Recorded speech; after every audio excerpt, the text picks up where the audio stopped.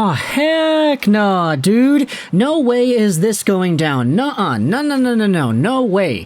Today we are talking about Calgary defenseman Chris Tanev once again because we had ourselves a few updates from news sources like Elliotte Friedman, from differing guys on TSN in regards to the Chris Tanev trade conversation, and we have ourselves some more little scoops and tidbits as to which teams could be involved in these talks. Now, of course, when it comes to Chris Tanev, we have to get everything out of the way first. The guy is finally healthy. He suited up for the Calgary Flames the other night, and it's good because he spent some time away from the game after sustaining an injury with the blocked face shot. And hey, Tanev went out there and did what it is that Chris Tanev has been known to doing. The guy literally returned against the Florida Panthers yesterday and registered 10 blocked shots. Bro, like, I don't care if he gets 0 points on the year. He's at 7 points right now, but 10 blocks in a game. The guy played 20 minutes on the night. He was averaging a block every 2 minutes. You know how many players, defensemen especially, play, let's say, 15 to 20 minutes a game and they don't even get one block? Chris Tanev had 10 blocks in a game last night. Like, that is an underrated, undervalued kind of stat, but it goes to show the type of gritty, on-the-nose, I'm gonna block anything that moves coming towards this net type of style that Tanev is capable of playing. And when it comes to teams that need defense, hey, the Toronto Maple Leafs have been number one, front and center in this conversation. They wanted Tanev, they wanted Zadorov. Zadorov got shipped off to Vancouver. Tanev is still out there. And you had yourselves Elliotte Friedman on a recent segment of Donnie and Dolly saying that the Toronto Maple Leafs still remain very interested. Now, the interesting thing about this is that he actually reveals what the price could be. He says that Nikita Zadorov went out there for a fifth and a third. Chris Tanev could fetch a second-round pick or maybe even a first, depending on who's tossing it out there. You also had the same conversation had from the TSN guys. Pierre LeBrun on an episode of Insider Trading said similar things, that the Tanev price could be in that second or first round pick territory. And the Toronto Maple Leafs are in a position where they could capitalize on that. Now, the Leafs don't have their second round pick this year. They don't have a second next year or in 2026. They have a first this year, though, so if you really wanted to say, all right, screw it, Brad Treliving is getting his guy, literally, because he had him before in Calgary, and he's going to give whatever it takes to get that done, then okay. Maybe send over a first for Chris Tanev, maybe have that salary retained, maybe send over another contract to make it work. Just find whatever loopholes you need to get this done. Because at the end of the day, having a Leafs defense core with guys like TJ Brodie, Mark Giordano, and Chris Tanev totally is not just ripping off the Calgary Flames in the past few years. Either way, though, with Chris Tanev's return to the Flames lineup and making such a statement like he did last night, I feel like there's a lot more incentive now for the Toronto Maple Leafs and for any other team to go out there and say, hey, wait a minute, look at this guy. He's right there. He put himself on a pedestal in his first game back. I mean, how do you block 10 shots in a game and have that go unnoticed? That's nuts.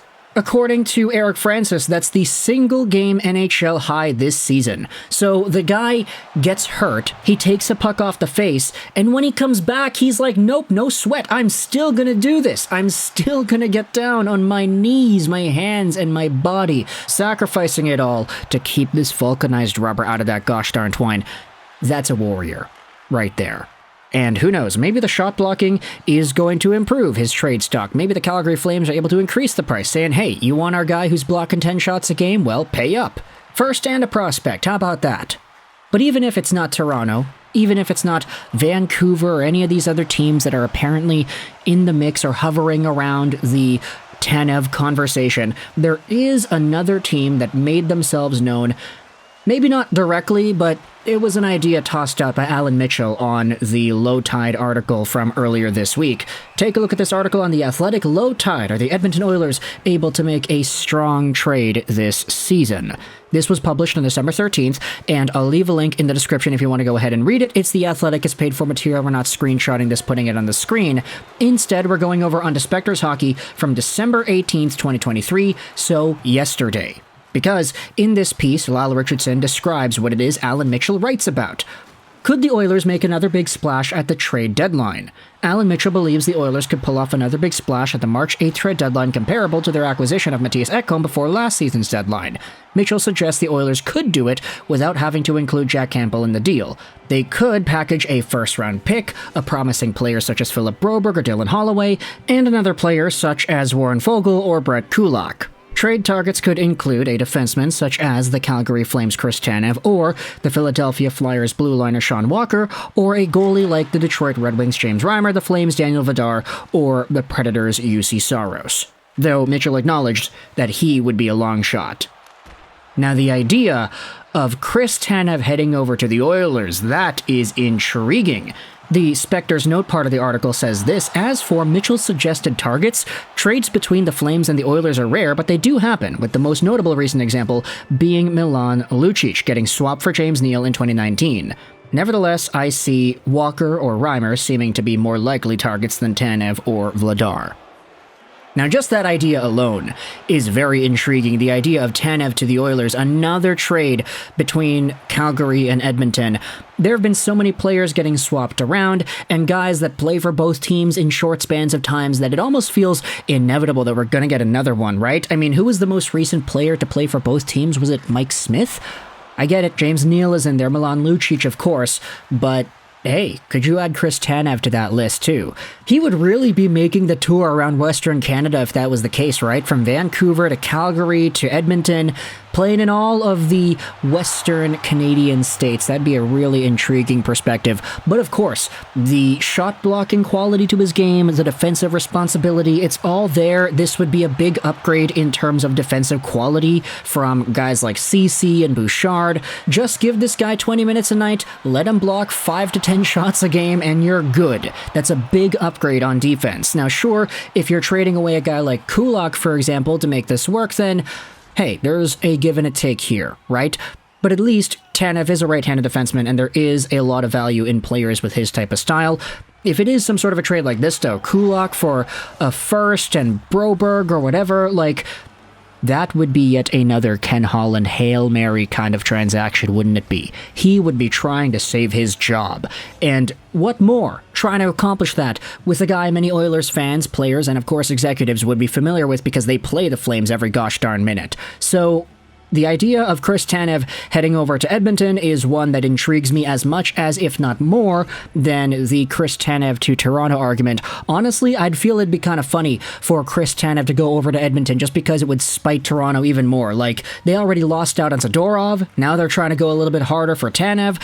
What if the Leafs and Brad Treliving don't get Tanev either? Treliving would be running out of options. They'd have to make a panic move if they really wanted to get that defender from around the NHL to be added onto their squad. So if you're a Calgary Flames fan, what are your thoughts about the idea of Tanev heading over to Toronto or Edmonton? If you're a fan of any of these other teams, what are your thoughts on Tanev's grand return to the lineup? Did you expect 10 freaking blocks in his first game back? And is this the type of playstyle that you would want added to your team? Obviously, you can see why there is a fragility there, like why he gets hurt sometimes. It was a plague, honestly, that he struggled with throughout the Vancouver Canucks seasons that he had. But Tanev, at the end of the day, is a defensive heart and soul darling. He blocks a lot of shots. He's so good in his own zone, and this is a guy that would make your team better, especially if you're a more offense-leaning team like Edmonton and Toronto both happen to be. So let me know your thoughts in the comment section below about this entire idea of Chris Tanev heading over to your squads. I hope you enjoyed this video, and bye.